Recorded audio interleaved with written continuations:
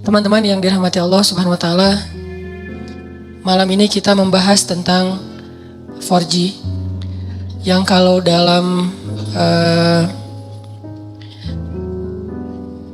handphone kita atau smartphone kita itu salah satu akses agar kita lebih cepat dalam mendownload atau dalam menjalankan aplikasi di handphone kita. Apalagi kita yang sering buka YouTube atau punya beberapa aplikasi-aplikasi yang memang butuh daya akses internet yang tinggi, itu dijadikan sebagai analogi tentang gimana cara kita membangun hubungan dengan Allah Subhanahu wa taala supaya ketika kita berdoa tuh cepat diijabah oleh Allah. Supaya ketika kita ada masalah cepat dapat pertolongan dari Allah. Supaya ketika kita dalam kesulitan Allah segera menurunkan keajaiban dan jalan keluar. Dianalogikan dengan 4G.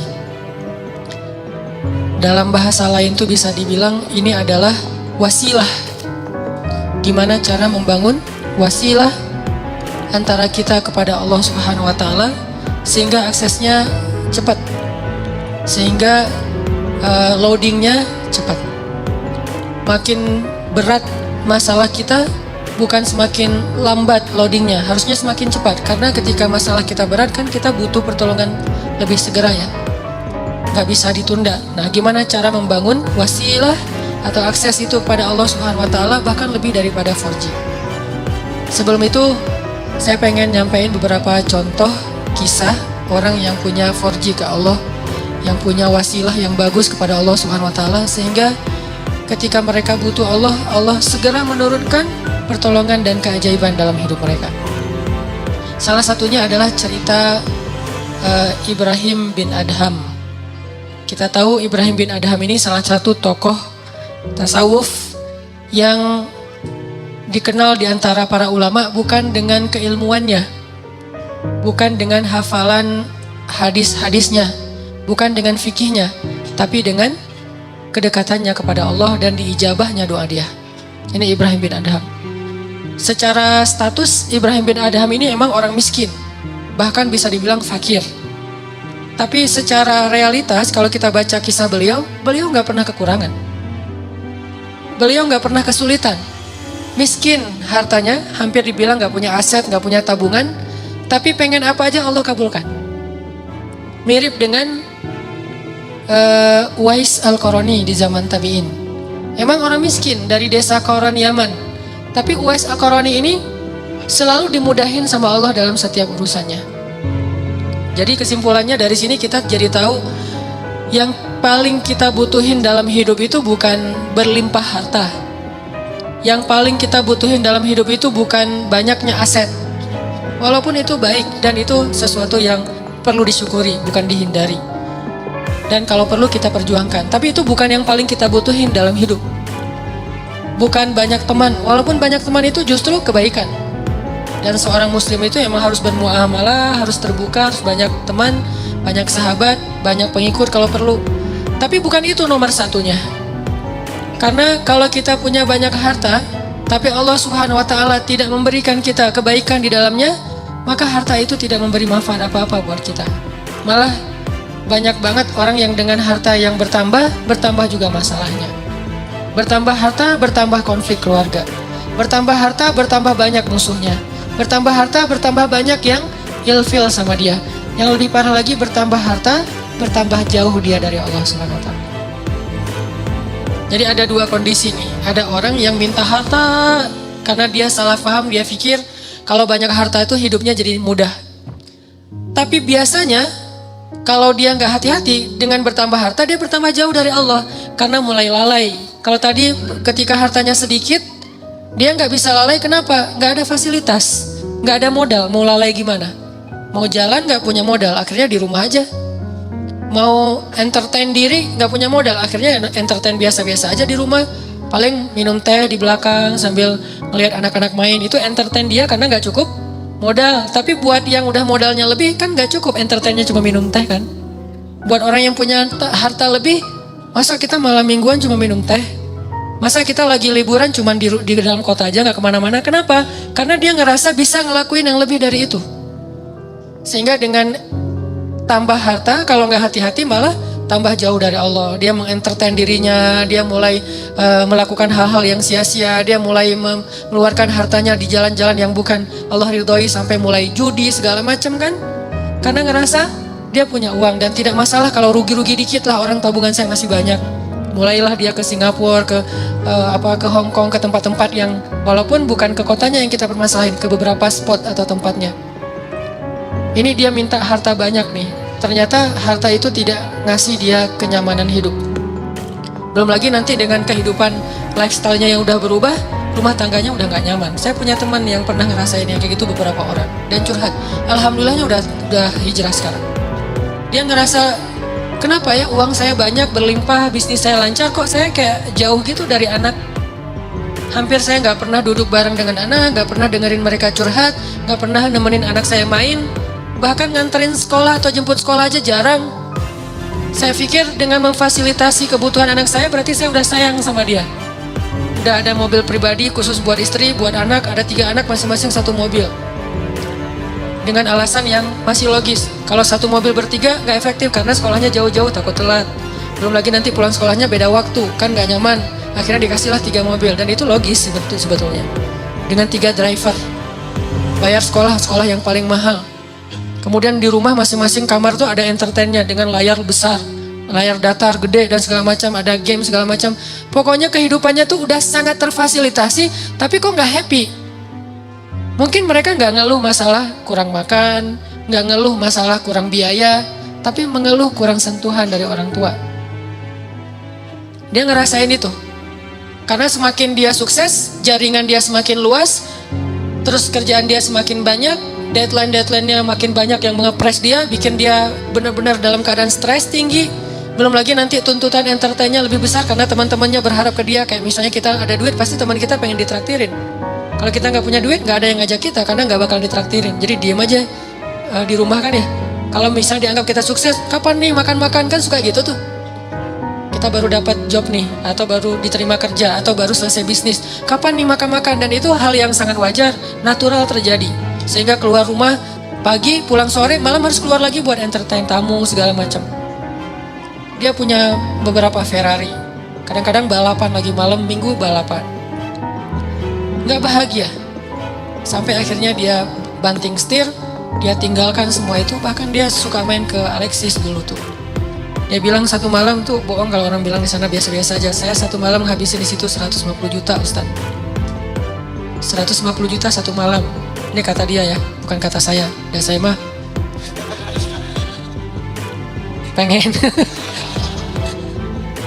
pengen berdakwah, curiga aja.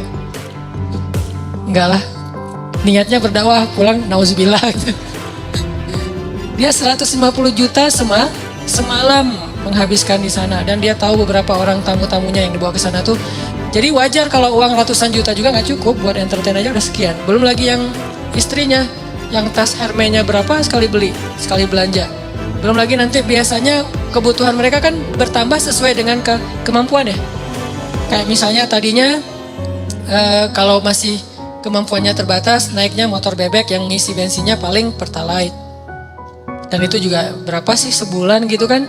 Kalau udah yang cc-nya 4.000 mobil, belum lagi motornya, dari pajaknya aja udah beda, dari servisnya aja udah beda. Pasti drivernya beda, harga driver mobil Avanza sama driver yang udah pakai mobil-mobil mewah tertentu pasti beda harganya. Berarti bertambah kebutuhan bulanannya nih. Belum lagi mereka kalau mau tadi entertain itu udah beda seleranya. Kalau misalnya duit udah banyak, udah nggak mau lagi jalan-jalannya dalam negeri dong. Minimal Singapura. Lagian kadang-kadang udah sampai ada kesan bosan ke Singapura. Ke Singapura bosan. Kemana tuh? Ke Jepang? Bosan. Kemana? Ke Hong Kong? Bosan juga. Jadi banyak kota, banyak negara udah bosan. Maunya entah ke kutub atau ke planet lain gitu. Saking banyaknya duit. Dan itu natural terjadi loh. Pasti kayak gitu. Gak usah jauh-jauh, kita aja kadang ngerasain walaupun bukan masalah bab luar negeri ya. Kayak misalnya tadinya jajan di warung juga udah cukup. Ketika nambah uang harus di mall. Yang tadinya beli baju tuh cuman di pasar Andir juga cukup. Sekarang harus ke PVJ, ke TSB. Kenapa beda? Karena kemampuannya udah bertambah, jadi seleranya juga nambah. Rasa-rasanya pakai baju yang gak ada brand itu kayak malu gitu. Ketika kita udah punya kemampuan, lebih semuanya harus branded. Kehitung aja dari ujung kepala sampai ujung kakinya itu berapa juta. Satu ini aja udah, kadang sepatu di rumahnya itu sampai beberapa lusin.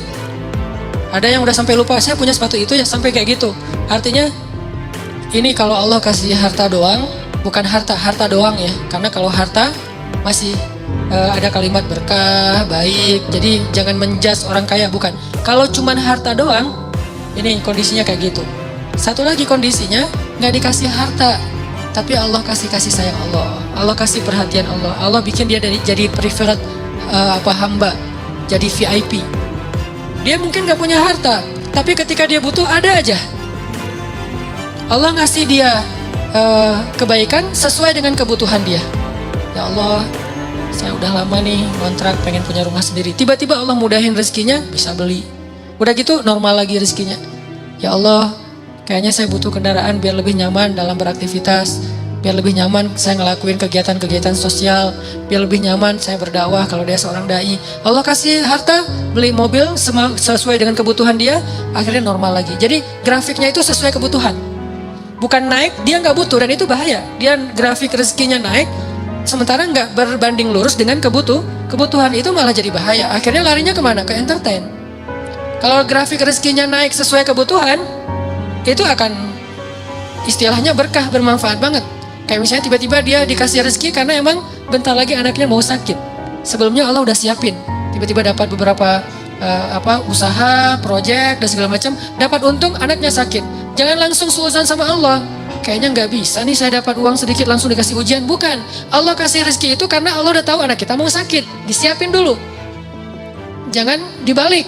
Giliran saya ada rezeki sakit, inilah itulah segala macam. Kayak nggak bisa aja saya pegang duit. Bukan, kebalik.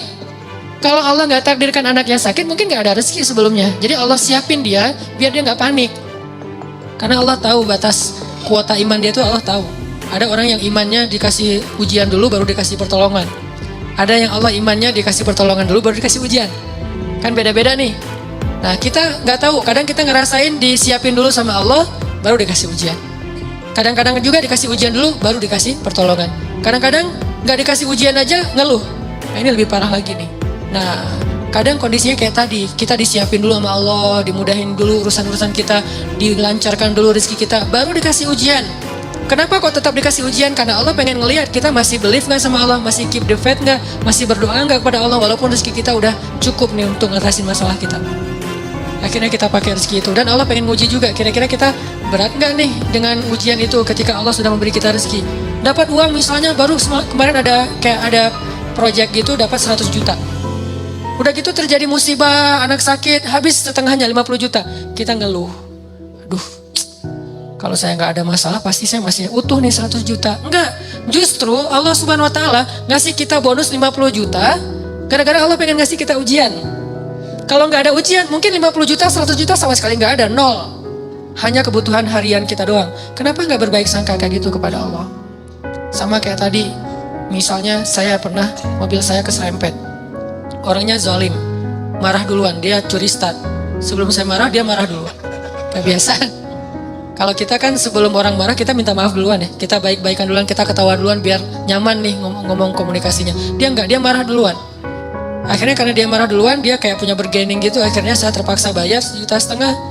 Gak lama, seminggu kemudian saya dapat 15 juta dari sebuah usaha. Waktu itu saya masih punya beberapa usaha. 15 juta. Kadang wish, datang setan nggak bisikin. Kalau kemarin nggak ada masalah udah utuh nih 16 udah jadi 16 juta setengah kan. Ini gara-gara kemarin ada masalah jadi pas 15 juta nggak ada tambahan. Enggak. Kalau kemarin saya nggak keluarin duit 1,5 juta, maka nggak ada 15 juta.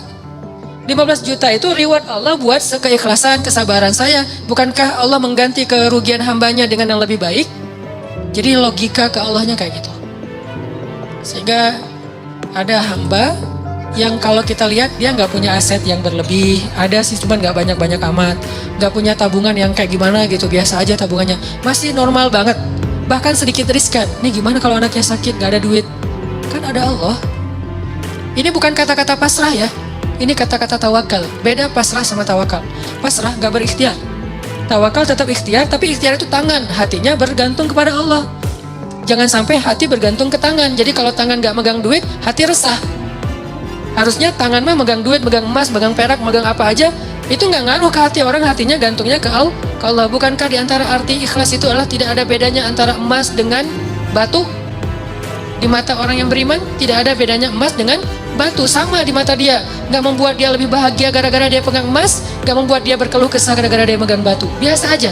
Dia manfaatkan emas, dia syukuri, dia sedekah, dia pakai untuk fasilitas dirinya, dia berikan hak-hak orang yang ada di dalamnya. Kalau dia megang batu, ya sudah, dia bersabar. Jadi nggak ngaruh buat dia, karena hatinya di langit bukan di bumi, cuman tubuhnya yang di bumi. Karena kita kan terdiri dari dua elemen ya, ada roh, ada jasad. Roh kita berasal dari langit, jasad kita berasal dari bumi, diciptakan dari tanah, itu jasad. Tapi roh itu tiupan Allah, sehingga harus kembali kepada fitrah masing-masing. Roh itu adanya hati, maka hati kita harus selalu terikat dengan langit, walaupun realitasnya tubuh kita tetap berada dan berpijak di bumi. Jangan sampai hati ikut-ikutan berpijak di bumi. Inilah yang jadi bahaya. Ketika hati kita udah berpijak di bumi, saat itu kita keluh kesah, saat itu kita kurang bersyukur, saat itu kita jadi banyak masalah.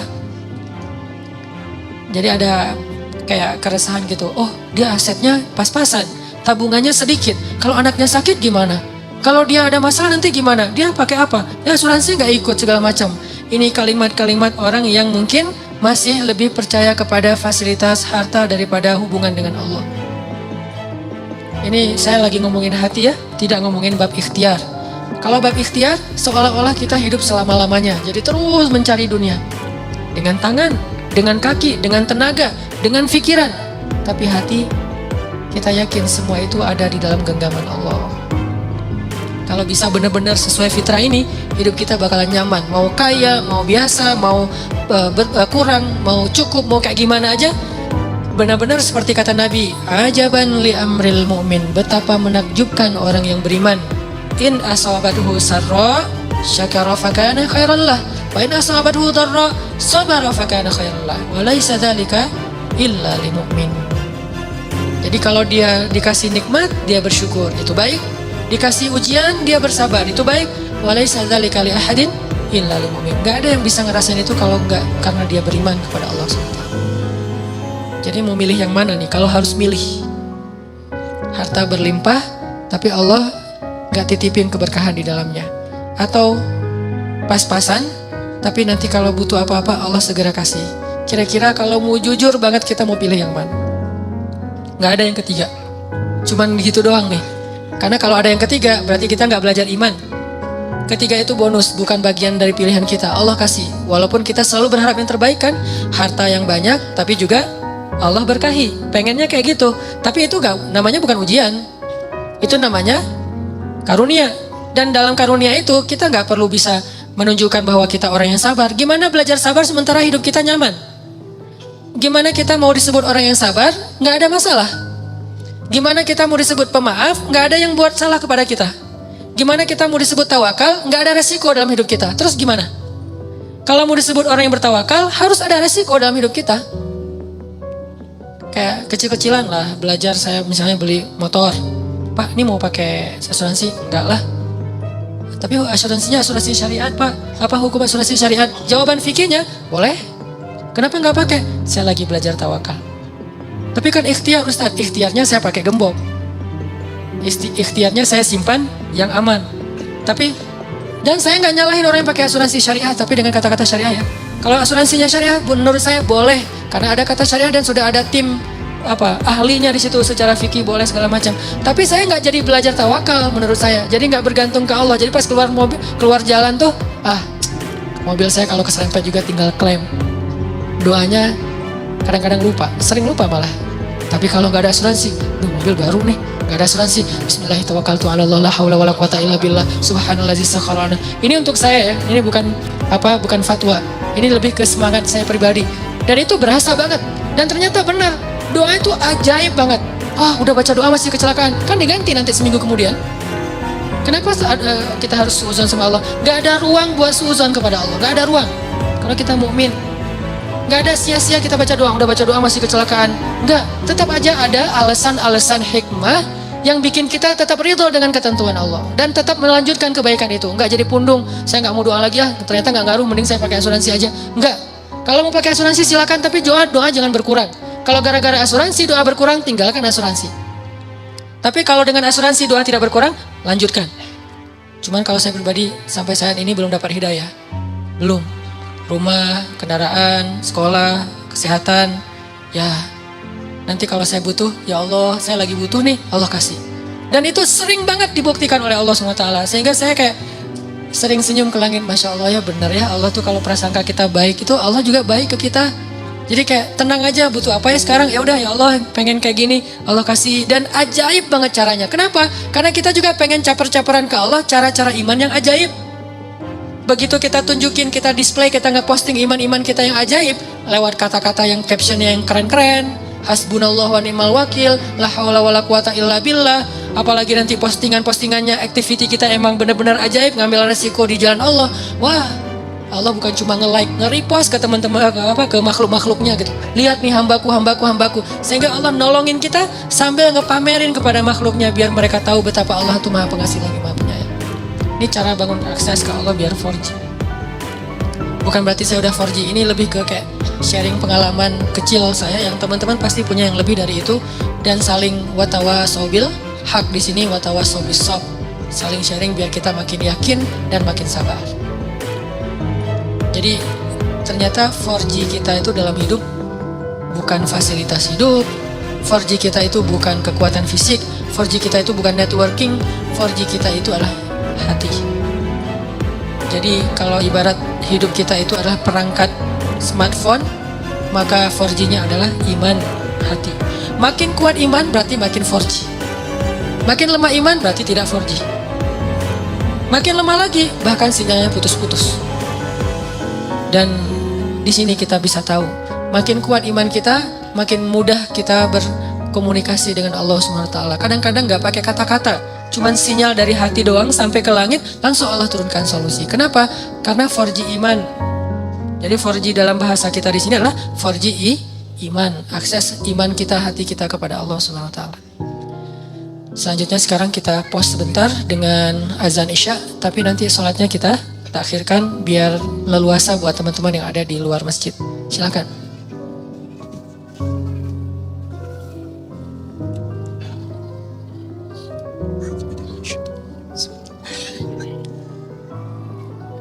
Allah. Teman-teman yang dirahmati Allah Subhanahu wa taala, orang yang sudah sampai ke derajat termasuk di antara aulia atau wali-wali Allah Subhanahu wa taala, atau punya akses yang udah 4G ke Allah Subhanahu wa taala tuh tidak selalu hidupnya berlimpah harta, tapi berlimpah rahmat. Jadi buat dia cara berpikirnya bukan, wah kayaknya saya udah tenang nih soalnya saya udah siap kalau ada apa-apa, saya bisa bayar, saya bisa ngongkosin, saya bisa ngebiayain, saya udah punya duit, saya punya tadi asuransi segala macam. Bukan gitu pola pikir dia. Karena gimana pun itu terfasilitasi, bukankah sembuh dan sehat di tangan Allah? Bukankah masalah itu ada dan dicabut itu Allah yang tentuin? Bukankah lebih baik kita nggak kena musibah daripada harus membayar musibah? Kayak misalnya nih, kita pakai sebuah jaminan dengan harapan kalau nanti saya kena musibah, saya bisa ngeklaim. Bagusan mana dengan kita minta jaminan dihindarkan dari musibah-musibah? Dihindarkan sama sekali atau dihindarkan dari yang paling besar? Sehingga dikasih hanya musibah-musibah kecil. Atau sama sekali dihindarkan? Tentunya kalau misalnya kita mau berpikir logis, harusnya kita memilih jaminan yang dihindarkan sama sekali kan? Daripada yang gak apa-apa kena musibah asal bisa ngeklaim dan gak akan rugi tambahan. Walaupun setiap bulan juga ada biaya ini. Ini cara berpikir yang selama ini mungkin harus kita bangun kembali nih. Kita rekonstruksi lagi pola pikir tentang iman. Pola pikir yang robbaniyin kalau dalam bahasa Al-Quran. Arti robbaniyin tuh karena berlandaskan iman, bukan hanya berlandaskan logika matematika kita. Kayak misalnya sedekah. Kata Nabi, gak ketemu sedekah dengan musibah di hari yang sama. Berarti kan dihindarkan kan? Terus Sholat subuh. Siapa yang sholat subuh berjamaah berarti dia berada di dalam fahuwa fi zimmatillah, berada dalam jaminan Allah. Berarti kan dijamin sama Allah nih. Kalau gitu nggak perlu pakai lagi nih. Boleh, nggak apa-apa pakai jaminan-jaminan dari manusia, lembaga-lembaga kayak gitu kayak asuransi syariah. Boleh, nggak apa-apa. Cuman jangan sampai hati kita terlibat di situ. Itu kan ikhtiar ya. Bagian dari ikhtiar walaupun tidak harus, tapi bagian dari ikhtiar silakan aja, cuman jangan terlibat hati. Bagian ikhtiar kan bagian fisik, bagian jasad, bagian tubuh, tangan dan kaki, bukan hati. Hati kita tuh harus jaminannya ke Allah. Nggak boleh kita merasa tenang hanya gara-gara ada kartu asuransi, nggak boleh merasa tenang. Baru tenang ada kartu asuransi tapi tadi subuh salah subuh, tenang tuh. Baru tenang dengan asuransi tadi juga udah sedekah pagi-pagi, baru tenang. Nah kalau iman kayak gini udah ada di hati kita, nih insya Allah nih udah 4G nih.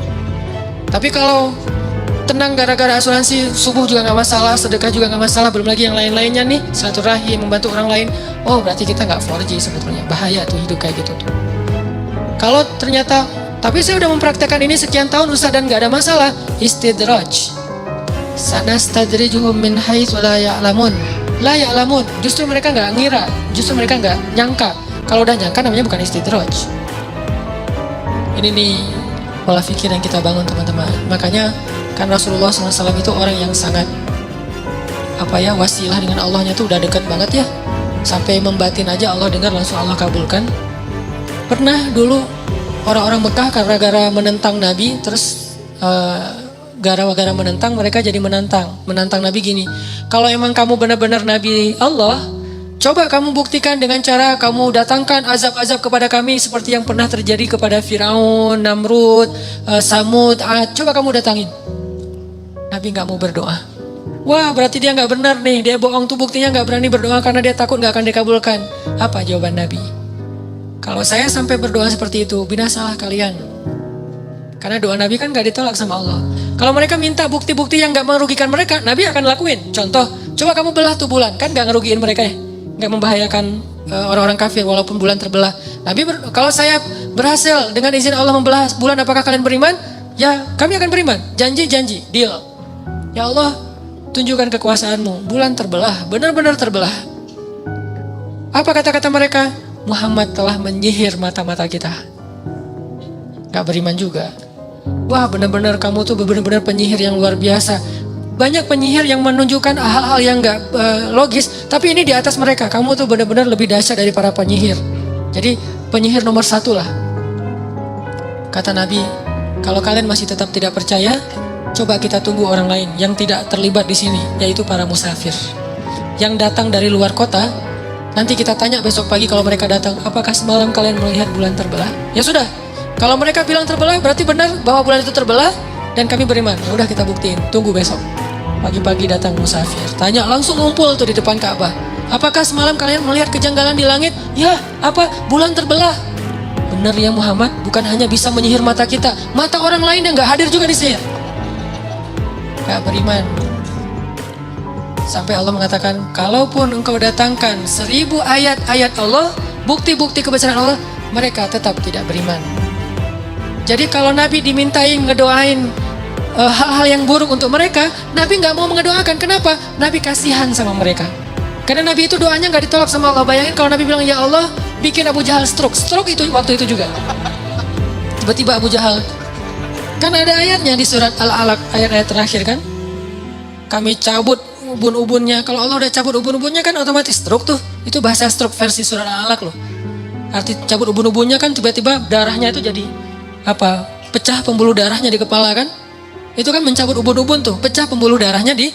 Bayangin kalau Abu Jahal pecah pembuluh darahnya di kepala, terus bagaimana cara mendakwahin dia? Karena Nabi itu memanfaatkan doa yang diijabah bukan untuk nyakitin orang, untuk memberi kebaikan buat orang itu. Kan Nabi punya kesempatan nih ngedoain, dan doa Nabi diijabah banget. Nabi punya 2 pilihan, mendoakan yang buruk atau mendoakan yang baik. Nabi memilih yang baik, itulah akhlak Nabi.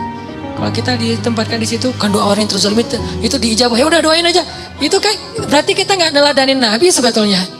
Ini kalimat ini harus dipahami lebih dalam ya, karena sering salah persepsi di Indonesia. Kita selalu ngelihat dari angle negatif. Doa orang yang terzalimi itu nggak akan ditolak oleh Allah. Kalimat ini adalah kalimat nasihat untuk orang yang zalim, bukan orang yang terzalimi. Pahami konteks hadis. Jadi orang dibacakan ayat-ayat ini, hadis-hadis ini untuk kalau dia mau menzolimi orang lain atau sudah menzolimi orang lain supaya dia menghentikan kezolimannya. Kayak kita ngomongin ini ke Bashar Assad, presiden Rusia ini agak mirip, bingung nyebutnya. Presiden Suriah. Kita ngomong, wahai Bashar Assad, kalau kamu zalim kepada rakyatmu, kamu membunuh anak-anak kecil, kamu menghentikan bantuan ke Gota, doa mereka itu nggak akan ditolak oleh Allah. Ngomongnya ke siapa? Ke Bashar Assad. Sama kayak kita dizolimin teman kita, ngomongnya ke yang zalim. Jangan sampai kita datang ke teman kita yang lagi terzolimi, doa yang terzolimi itu diijabah loh. Itu namanya kita manas-manasin orang untuk mendoakan yang buruk. Harusnya kita ngomong kayak gitu tuh ke orang yang zalim supaya dia menghentikan kezalimannya, takut dengan doa orang yang mazlum. Kita malah angle-nya kebalik.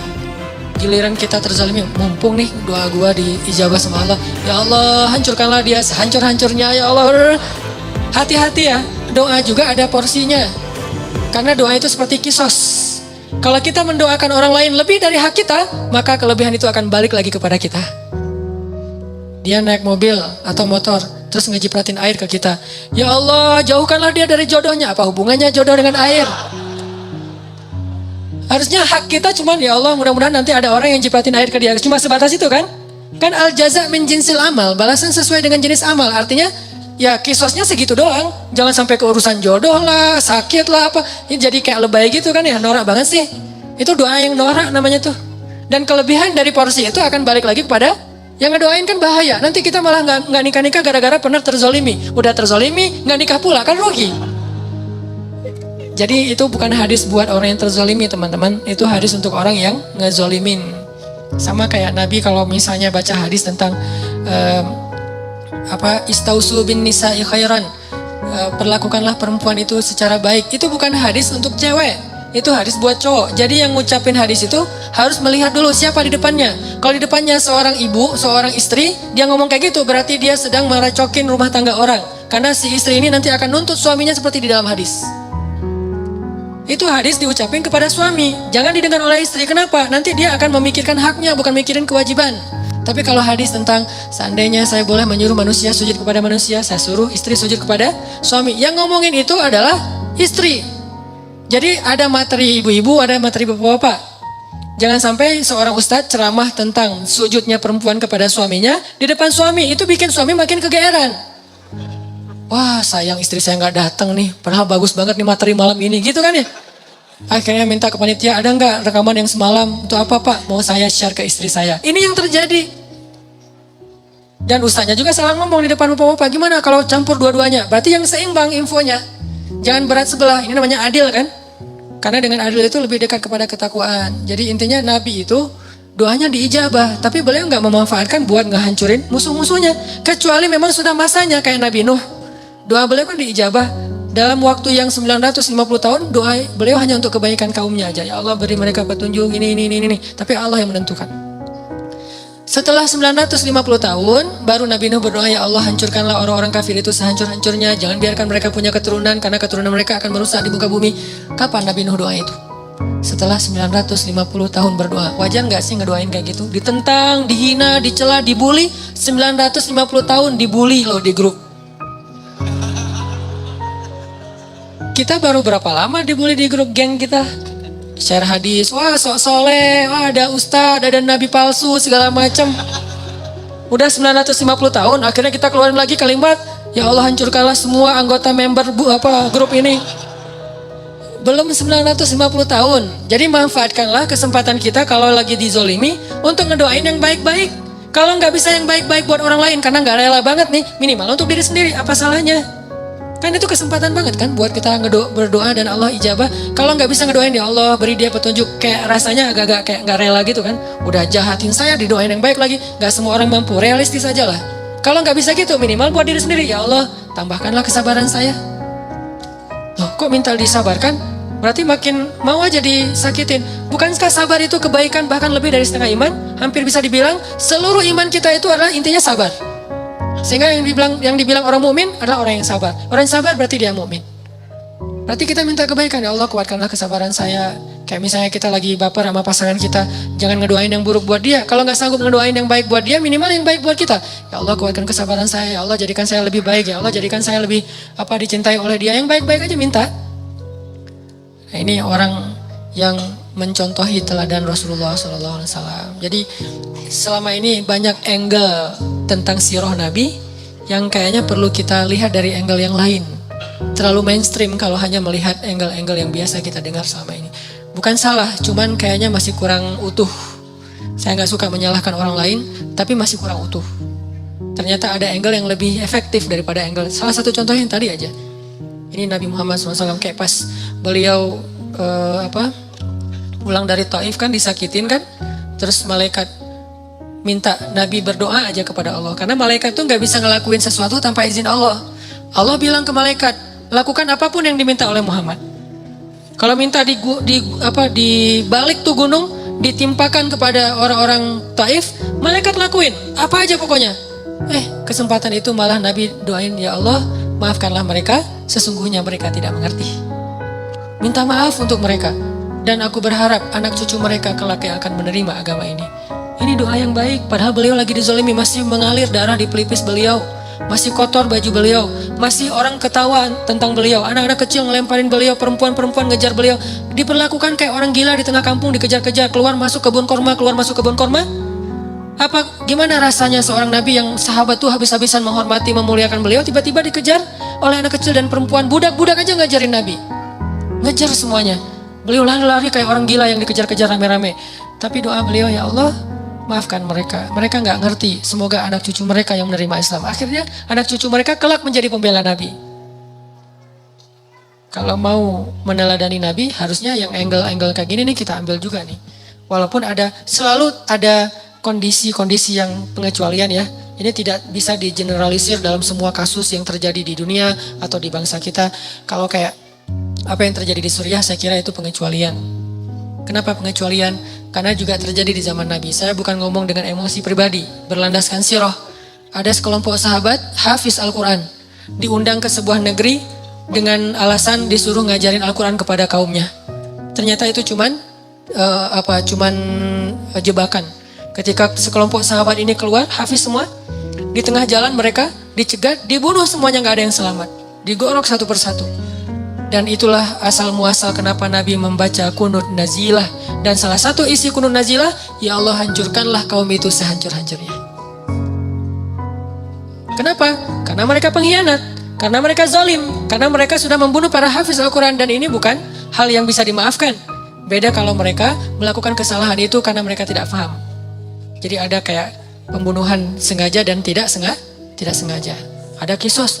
Itu baru beberapa orang hafiz. Gimana yang jutaan atau minimal ratusan ribu hafiz? Anak kecil lagi belajar ngafal Quran di masjid, tiba-tiba dibom. Kalau nggak dibom masih mending, kalau meninggal langsung. Ada yang tertimbun dengan reruntuhan, putus tangannya, putus kakinya, retak kepalanya. Itu udah biasa kejadian sehari-hari itu di Suriah. Yang lebih berat lagi bukan cuma dibom dan luka-luka, pakai senjata kimia yang sesak nafas luar biasa kayak kita nyemprot kecoa kan ya, sampai kejang-kejang lalu mati dalam keadaan sedang kejang-kejang. Kebayang nggak sih untuk kita mungkin ngomong maafin dong, kita nggak ngerasain sih. Coba kalau kita ngerasain, nggak usah jauh-jauh seperti kasus Suriah, kasus ke teman aja kita susah maafin. Coba introspeksi diri deh. Kalau kita ngomongin tentang Suriah, harusnya kaum muslimin tuh maafin presidennya segala macam. Pernah nggak ngerasain dizalimin sedahsyat itu? Coba bandingkan dengan kasus kita dengan teman yang cuma baru digibah sedikit udah nggak mau maafin, udah langsung sholat tahajud, ujuk-ujuk tahajud. Biasanya nggak pernah tahajud. Kenapa? Pengen ngedoain yang buruk buat temannya, padahal baru cuma sekedar gibah. Realistis dong kalau berpikir, yang fair. Saya tuh paling nggak suka berpikir yang nggak adil. Kalau kita memperlakukan orang lain pengennya kayak gitu, harusnya kita juga jadi kayak gitu dong. Baru kita ngomong.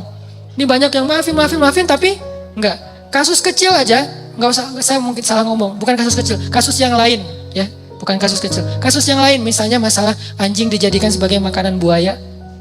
Demo kan? Saya respect dengan demonya. Tapi pertanyaan saya, di mana ketika Suriah? Demo nggak? Apakah mereka juga protes? Nggak usah demo, mungkin protes lewat sosmed. Sama seperti apa? Kalau kita mau porsinya sama, mungkin masih sama dengan anjing nih. Kalau porsinya sama harusnya lebih kan? Dan baru berapa ekor anjing yang digituin? Mungkin di Solo ada orang bikin kayak warung yang makanannya anjing, terus kayak Apa beberapa kasus yang kucing yang digantung tuh gara-gara makan ikan di rumahnya terus digantung, dipukul-pukulin, protes semuanya. Bener, harus protes karena hewan itu tidak berdosa. Kenapa digituin? Nabi aja mengatakan masuk neraka gara-gara membiarkan kucing mati kelaparan kan? Tapi kan bukan hanya hadis kucing, di dalam hadis-hadis Nabi ada 300.000 hadis. Kalau kucing aja masuk neraka, gimana manusia coba? Kan itu analogi sederhananya. Kalau kucing aja dosanya besar banget, anjing aja ngasih minum bisa masuk surga, gimana ngasih minum orang yang terzalimi di Gota, di Aleppo, di Suriah, Palestina, Rohingya? Gimana rasanya? Gimana pahalanya coba? Jadi ini baru fair. Saya nggak memprotes sama sekali tentang demo anjing, demo kucing segala macam. Itu keren. Tapi jangan gitu-gitu doang. Harus yang fair. Kalau ini aja demo, yang itu lebih dong. Kalau ini aja pakai hashtag, yang itu juga harusnya hashtagnya sampai di scroll hashtag semua tuh isinya. Aleppo hashtag, Gota hashtag, Al-Quds hashtag, Gaza hashtag, Rohingya hashtag, Somalia hashtag, Yaman hashtag, Irak hashtag. Termasuk juga nanti ada Paris, New York, di mana-mana. Kita sama lah memperlakukan manusia. Ini bukan masalah agama, ini masalah kemanusiaan. Fair. Tapi yang terjadi kayaknya kurang fair. Gak tahu ada masalah apa di dalam hati kita. Fi qulubihim marad. Semoga Allah menyembuhkan penyakit hati kita. Kenapa kalau udah mengatakan asyhadu an la ilaha illallah wa asyhadu anna muhammadar rasulullah perlakuannya jadi beda? Padahal kita gak pernah nyinggung agama. Tapi kenapa gara-gara mentang-mentang muslim jadi beda perlakuannya? Terus siapa yang mempertimbangkan urusan agama di sini sebetulnya? Kita selalu bilang kemanusiaan. Mereka gak mau membantu hanya gara-gara asyhadu an la ilaha illallah. Terus yang ngomongin agama siapa? Kita atau mereka? Dan kita mah gak membedakan. Yang ngomongin asyhadu an la ilaha illallah kita bantu, yang gak ngomongin asyhadu an la ilaha illallah asal terzalimi, kita juga ikut simpatik dan membantu semampu kita. Kalau gak membantu pun minimal kita menyatakan sikap kasihan dengan ikut prihatin dengan kondisi di Amerika beberapa saat yang lalu, atau bahkan di Israel ketika ada badai. Ini fair, Islam itu fair banget, adil. Karena salah satu ciri khas dari Islam itu adil. Balik lagi ke tema kita, teman-teman, intinya adalah akses kita ke Allah itu adanya di hati. Ibrahim Adham tadi lagi musafir sama muridnya, terus nggak makan seharian, lapar. Mungkin udah 2 hari nggak makan, lapar banget pokoknya. Dan buat orang seperti Ibrahim bin Adham, lapar itu bukan Allah nggak baik sama beliau, karena kebaikan dalam persepsi mereka udah bukan dunia lagi, udah benar-benar hikmah. Muridnya yang ngeluh, bukan Ibrahimnya yang ngeluh. Muridnya ngeluh, guru lapar ya, gimana ya, kita belum makan, nggak ada bekal apa-apa. Akhirnya kamu punya kertas, punya pulpen, punya, sini ditulis sama Ibrahim, Bismillahirrahmanirrahim, Rabbi syair. Tulisannya syair tapi doa. Jadi berdoa dengan syair, lembut bahasanya.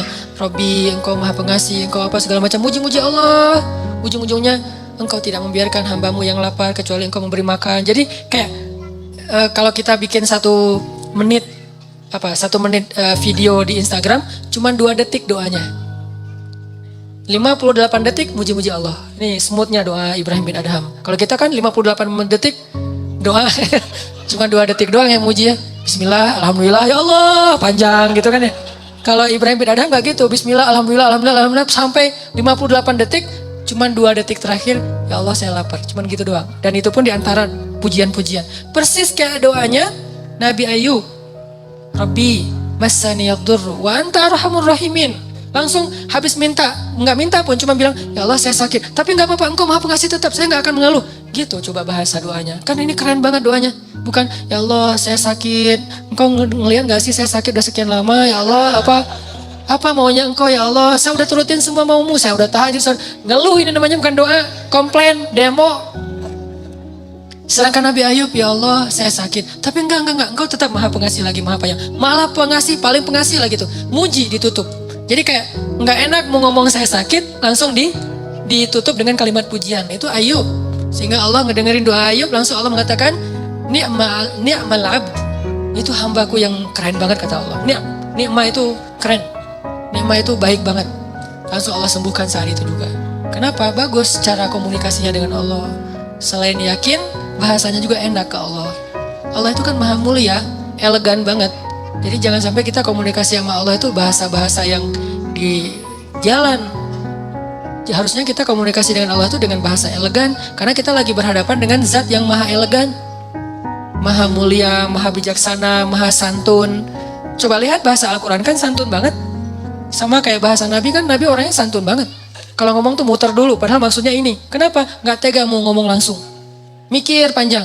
Sama kayak yang saya bilang kemarin, Nabi mimpi ngelihat surga, terus di dalamnya ada istana yang indah. Gak sengaja di sebelahnya ngelihat cewek lagi main ayunan. Nabi gak bilang itu istri siapa. Gak bagus nih nanya istri orang. Tapi Nabi nanya, itu rumah siapa? Otomatis itu istri yang pemilik rumah. Kan keren bahasanya. Itu rumah siapa Jibril? Rumahnya Umar. Astagfirullah, langsung balik arah. Gak sengaja ngelihat istrinya Umar. Ngomong ke Umar, aku lihat rumah kamu di surga. Oh gitu ya Rasulullah, terus gimana? Ya udah gitu aja kata Nabi. Gak mau dijelasin. Kau khawatir Umar jadi cemburu. Nabi kok ngeliat istri saya sih kan jadi gitu ya, gak enak ya. Dia aja Nabi, ya Rasulullah jelasin gimana suasana rumah saya, pekarangan kayak gimana gitu. Terus kata Nabi, enggak usah lah Umar, udah cukup segitu aja, berbahagialah. Ya Rasulullah, ngejar terus akhirnya, maaf ya gak sengaja istri kamu lagi ayun-ayunan saya ngeliat, tapi gak sengaja loh Umar. Ya Rasulullah, Umar tersenyum. Bagaimana mungkin saya cemburu kepada engkau ya Rasul. Baru Nabi lega gitu. Kan lembut banget cara Nabi bertutur. Allah aja nyuruh Nabi Musa dan Harun ngomong ke Firaun itu, wa qula lahu qawlan layyinan. Ucapkanlah untuk Firaun itu kalimat yang lembut wahai Musa dan Harun. Karena Allah tahu banget lah hamba yang satu ini, Musa ini kalau ngomong, wah orasi Musa teh. Beda dengan Harun diplomasi kan. Kalau Musa tuh orasi, orator banget. Wahai Firaun, harusnya gitu. Tapi enggak, wahai Firaun. Gara-gara apa? Baca deh secara emosi ayat di surat Toha dan Al-Qasas. Makanya saya suka tafsir fi Zilalil Quran. Nanti teman-teman bisa cari di toko buku. Tafsirnya Syekh Said Qutb yang ditulis dalam penjara tuh. Karena itu tafsir yang paling emosional. Dia kayak ngelibatin emosi hamba yang beriman dalam memahami sejarah adegan-adegan kayak gitu. Sehingga kita kebayang gitu kejadiannya. Kalau nggak ada emosinya kan kayak flat ya. Kayak kita baca adegan biasa aja. Ternyata kalau kita baca dari angle emosional, kita terlibat dalam ayat Al-Quran, itu benar-benar Nabi Musa itu berbicara lembut dengan Firaun. Firaun ngomong, Nabi Musa diam. Nggak dibantah sama Nabi Musa. Nanti pas Firaun udah selesai ngomong, baru Nabi Musa ngomong. Nggak ada bantah-bantahan, potong pembicaraan, apa segala macam, pura-pura teleponnya, disconnect, akhirnya diputus. Maaf ya tadi keputus, padahal emang sengaja diputus. Nggak ada Nabi Musa kayak gitu. Didengerin, udah selesai ngomong, dijelasin lagi. Dan jujur, siapa yang ngomong gini wahai Musa? Allah, kata Musa. Kamu tahu ini enggak? Enggak tahu, Allah yang tahu. Saya tanya dulu ke Allah, jujur enggak sok tahu. Ini bahasa-bahasa yang lembut. Kita ke Allah juga gitu. Nabi Zakaria. Zikru rahmati rabbika abadahu Zakaria idh nada rabbahu nidaan khafiyya, suara yang lirih. Ngomong sama Allah itu lembut. Qala rabbi inni wahana al-'azmu minni washta'ala ar-ra'su shayba wa lam akun bidu'aika rabbi shaqiyya. Di ayat yang lain, rabbi habli min ladunka dzurriyyatan thayyibah innaka sami'ud du'a. Apa rahasia dari kalimat ini? Nabi Zakaria itu udah berdoa puluhan tahun loh. Tapi selalu mengatakan, engkau maha mendengar doa. Bukan, engkau dengar gak sih ya Allah? Bukan. Udah puluhan tahun minta anak, masih ngomong sesungguhnya engkau maha mendengar doa. Pujian. Nggak ngeluh sama sekali. Kan bagus banget bahasanya. Harusnya awal-awal engkau maha mendengar doa ya Allah. Engkau dengar kan ya Allah. Dengar gak sih? Nah kan berubah nih. Awalnya yakin, mulai ragu, akhirnya ingkar. Ini kita. Kalau Nabi Zakaria makin lama berdoa makin innaka sami'ud du'a, engkau maha mendengar doa, engkau maha mendengar doa, terus aja gitu. Belum dikabulkan sehari, sebulan, setahun, innaka sami'ud du'a, 2 tahun, innaka sami'ud du'a, 10 tahun. Sampai puluhan tahun masih kalimatnya innaka sami'ud du'a, engkau maha mendengar doa. Apa kurang yakin Nabi Zakaria? Makanya Allah tuh sayang banget akhirnya dikasih, langsung sekali dikasih anak terbaik. Bisa dibilang kata sebagian ulama satu-satunya orang yang nanti di hari akhirat ketika dibangkitkan gak punya dosa. Yahya alaihissalam. Makanya kalimatnya wassalamun alaih yauma wulida wa yauma yamutu wa yauma yub'atsu hayya. Selamat dia ketika dia dilahirkan, selamat ketika dia diwafatkan, dan ketika dia dibangkitkan udah selamat. Bangkit udah selamat. Jadi kalau di antara sahabat ada yang dijamin masuk surga, itu kualitasnya kayak gitulah kurang lebih Nabi Yahya di antara para anbiya. Pastinya semua itu adalah keutamaan yang dimiliki oleh Rasulullah SAW. Cuman kalau di nabi-nabi yang lain di-share beda-beda. Kalau Nabi Muhammad semua keutamaan para anbiya ada pada diri beliau. Tapi nabi-nabi yang lain beda-beda. Nabi ini lebihnya di sini, nabi ini lebihnya di situ. Karena kata Allah, wa kadzalika faddalna ba'dahum ala ba'd. Begitulah kami berikan kelebihan sebagian nabi atas sebagian yang lain. Beda-beda kelebihannya. Tapi Nabi Muhammad merangkum semua kelebihan para anbiya dari Nabi Adam sampai Nabi Isa. Semua mukjizat ada pada beliau, cuman nggak semua dikeluarin. Kalau mau, beliau tuh kayak avatar gitu kan. Semua elemen dikumpulin kan. Itu Muhammad banget tuh. Yang lain kan dibagi-bagi, ada yang api, ada yang tanah, ada yang air. Ini semuanya dapat. Nabi Sulaiman dengan jinnya. Nabi Muhammad bisa lebih dari itu, cuman gak mau pamer. Kalau mau, Nabi Muhammad bisa lebih dari Nabi Sulaiman, ngumpulin pasukan jin. Nabi Sulaiman berperang dengan pasukan jin. Nabi Muhammad pasukan malaikat. Lebih keren siapa? Cuman kan bukan kita mau banding-bandingin para anbiya ya. Lebih kepada mau ngelihat betapa luar biasanya Nabi Muhammad. Nabi Sulaiman perang pakai pasukan jin. Ada jin penyelam, free dive gitu jinnya teh. Dan ayatnya emang gitu, jin penyelam. Berarti kan free diver ya. Kalau free diver sekarang mungkin 500-600 meter nyelam, itu udah kilometer loh. Itu benar-benar free diver yang legend banget lah, udah kedalaman yang sampai nggak tembus cahaya matahari. Ada jin yang kerjanya sebagai juru masak, chef. Bayangin jin chef, tuh gimana masakannya? Darah, tulang gitu ya. Jadilah masakan-masakan yang istimewa, jin lagi nge-chef gitu di dapur. Tiba-tiba free divernya tuh datang, kasihan banget saya lo kerjanya di dapur melulu gak pernah ke laut. Emang di laut gimana? Wah keren banget, gua nyelam setiap hari tuh udah dimana-mana udah terumbu karang di daerah Bunaken, dimana-mana udah gua lihat tuh. Ada jin surfer, wah ombak di sana masih lebih keren di sini nih, ombak udah barrel udah segala macam. Pokoknya jin-jin laut nih. Jin cai. Ini ada jin ulin, ada jin yang di dapur ya. Jin ulin nih yang udah biasa ulin, selalu postingan snapgram mereka tuh seru-seruan yang di dapur ya. Kok saya mah snapgramnya piring lagi. Datang nih jin laut, manas-manasin jin dapur. Lu ikutin dong sekali-kali, kita lagi ini bentar lagi kita mau touring loh gitu. Oh begitu? Ya. Yuk kita ikut touring, nih gua sediain nih motor buat lo. Misalnya kalau nggak mau pakai yang mahal-mahal amat, minimal lo pakai yang Triumph lah misalnya. Lo pakai nih Triumph punya gua kalau nggak mau pakai Harley. Oh beneran? Ah nggak jadi kenapa? Last minute dia bilang nggak jadi.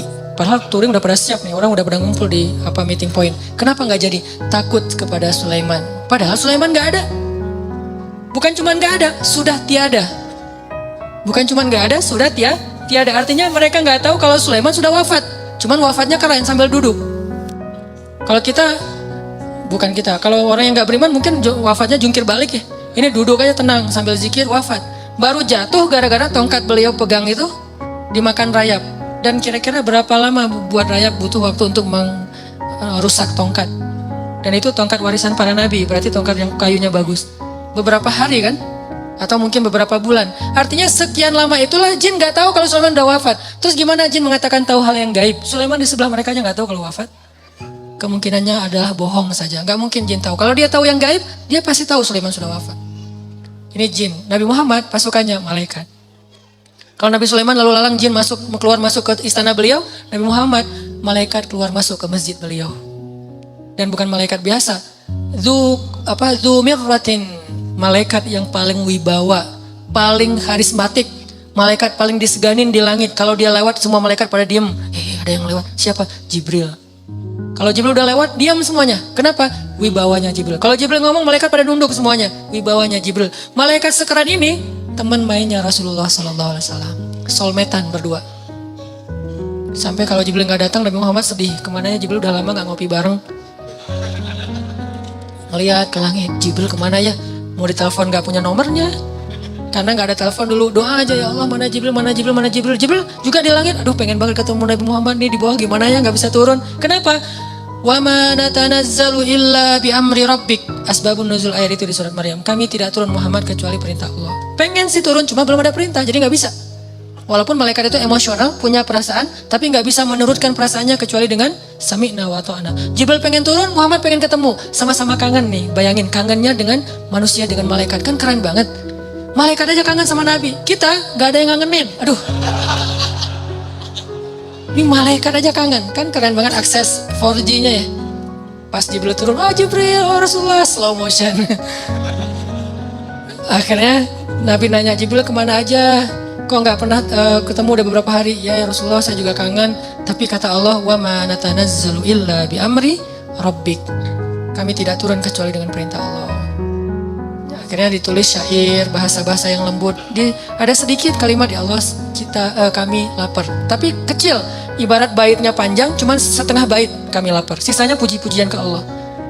Lalu setelah Ibrahim bin Adham selesai nulis kayak gitu, digulung kertasnya, dikasih ke muridnya, dia bilang, keluarlah dari masjid ini, serahkan kertas ini kepada orang yang pertama kamu temui di luar masjid. Siapa? Pokoknya siapa aja, laki-laki ya, bukan cewek, bahaya kalau cewek. Laki-laki pertama yang kamu temui di luar masjid, keluar tuh.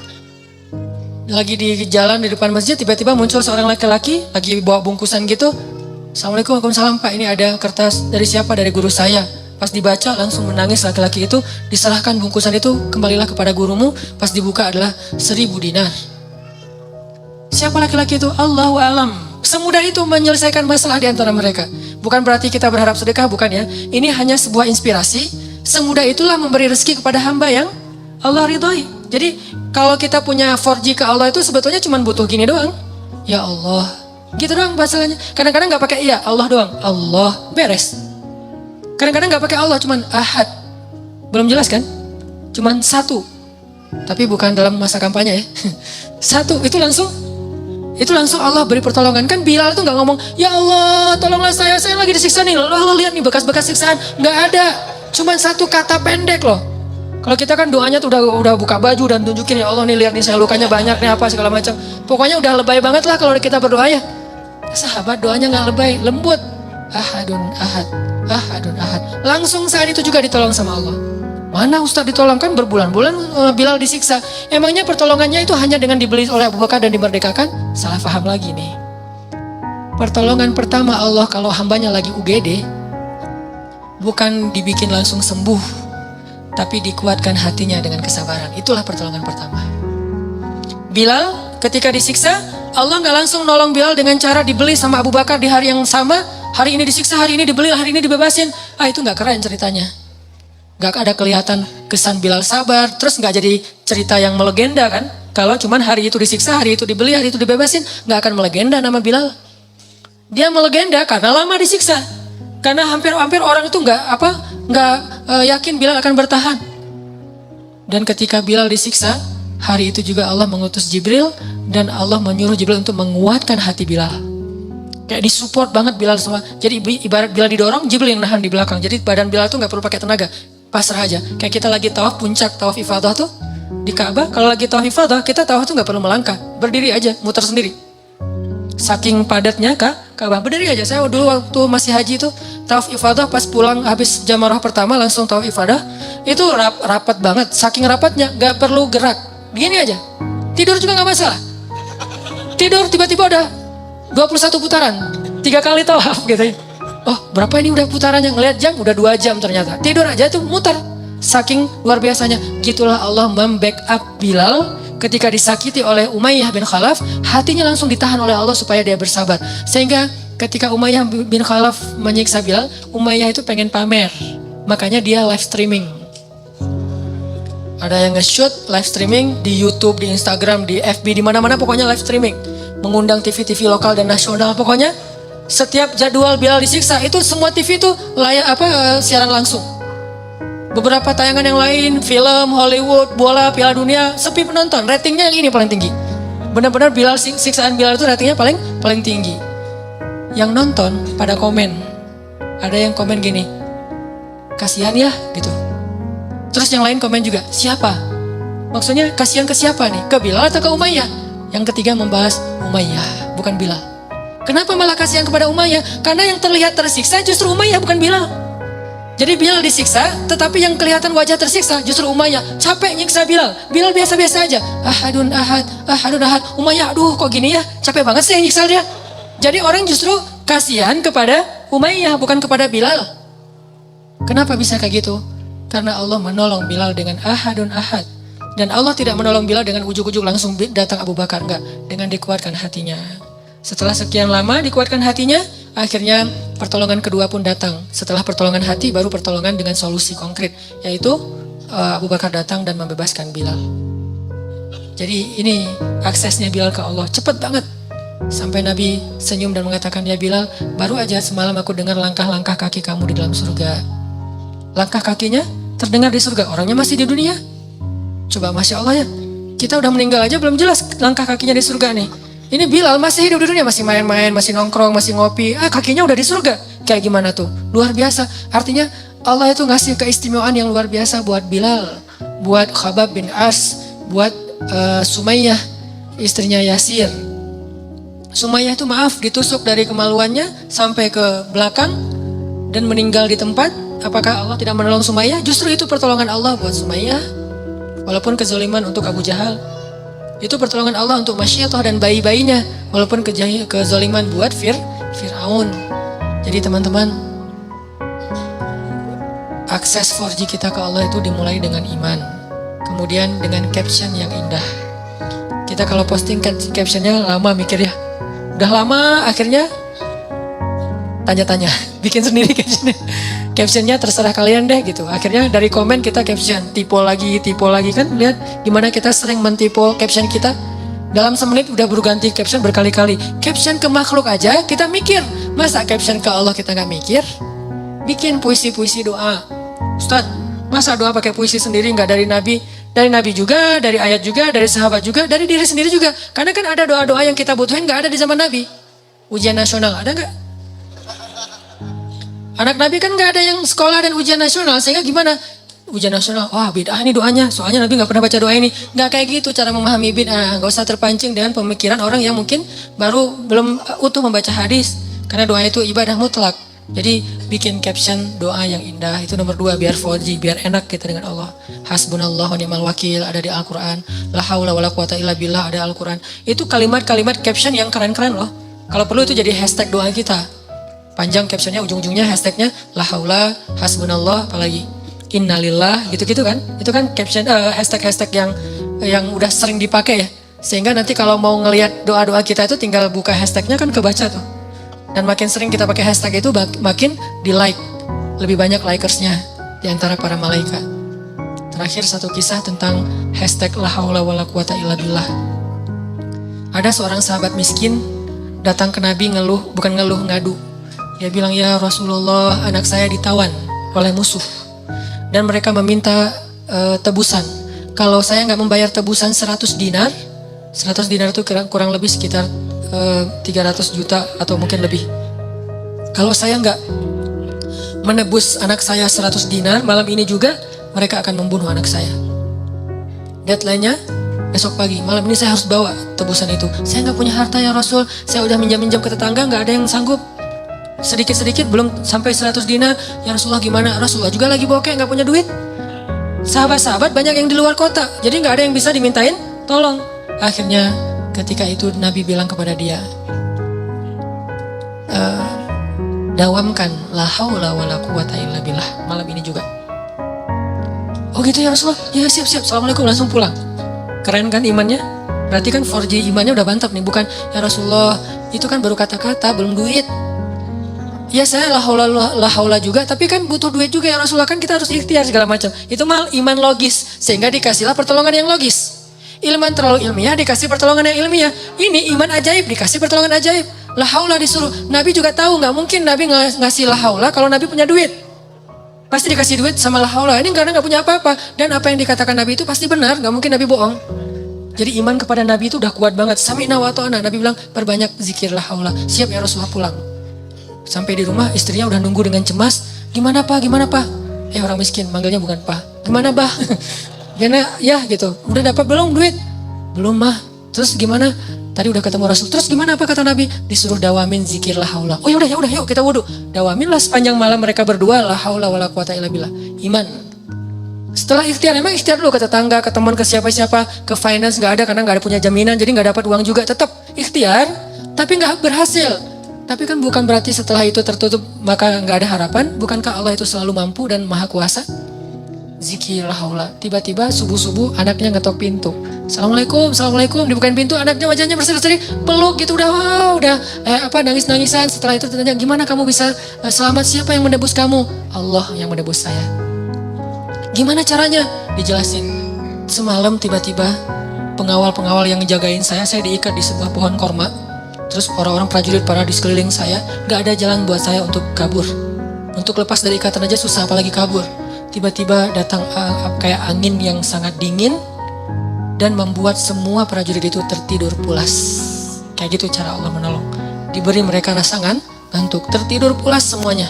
Saking pulasnya sampai mereka gak menyadari kejadian apapun. Tiba-tiba datang 2 orang laki-laki dengan pakaian putih-putih dan membuka ikatan saya, lalu mereka pergi, saya dilepaskan, suruh pulang. Sebelum saya pulang, saya ngelihat ada banyak ternak kambing-kambing yang ada hasil curian mereka. Saya ambil, bayangin kambing ada 100. Berisik gak sih? Satu kambing aja udah berisik ya, apalagi 100. Dan gak mungkin kambing itu suruh diam ya. Ini lagi dalam masa pelarian gitu. Atau dilakbanin mulut kambing satu-satu, atau disuruh diam cicing gitu. Nggak mungkin suruh kambing diam, pasti mbak itu banyak banget. Tapi suara 100 ekor kambing nggak membangunkan satupun prajurit yang tertidur. Allah summum bukmun umyun. Allah tutup mata, telinga dan hati mereka sehingga mereka nggak sadar apa-apa. Dia pulang lenggang kangkung. Bukan hanya selamat tapi juga bawa ghanimah 100 ekor kambing. Kali aja satu kambing 3 juta. Berarti dia dapat surplus 300 juta. Kalau seandainya dia pakai ikhtiar bisa nebus 100 dinar, mungkin cuma bisa nebus anaknya. Tapi tidak dapat 100 ekor kambing. Tapi karena dia imannya ke Allah ajaib, la haula, pulang bukan cuma orangnya, tapi bawa tiba-tiba setelah anaknya pulang mereka jadi orang kaya raya. Masya Allah, la haula wala quwata illa billah. Jadi jangan remehin hashtag agama tuh. La haula hasbiyallah innalillah dan kayak gitu-gitu. Doa sebelum kita berangkat. Caption yang indah, hashtag yang udah populer diajarkan Nabi dan para sahabat, pakai. Insya Allah kita punya 4G ke Allah Subhanahu Wa Taala. 2 ya, iman yang mantap sama caption yang baik.